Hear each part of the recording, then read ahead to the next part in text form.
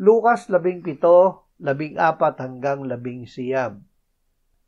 Nang makita ni Jesus ang mga ketongin ay sinabi niya sa kanila, "Humayo kayo at kayo'y magpakita sa mga pari." Habang sila'y umaalis, sila ay nagiging malinis.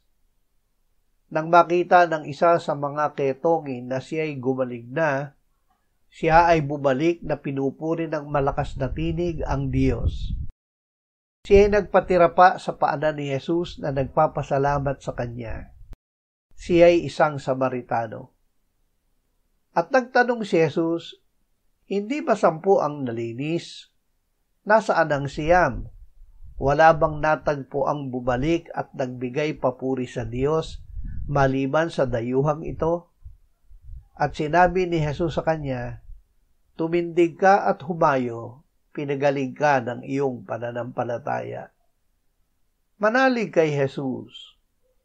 Ang pananalig kay Jesus ay pagsunod sa kanyang salita. Narinig ng mga ketongin ang salita ni Jesus, "Humayo kayo at kayo'y magpakita sa mga pari." Sila ay naging malinis habang sila ay umaalis. Ang isa sa kanila ay Samaritano. Siya ay sumampalataya kay Jesus. Nang makita niya na siya ay gumaling, ay nagbalik siya kay Jesus na nagpupuri sa Diyos, nagpatira pa sa paanan ni Jesus at nagpasalamat sa kanya. Siya ay kinalugdan ni Jesus at pinagtibay ni Jesus sa kanya, "Pinagaling ka ng iyong pananampalataya."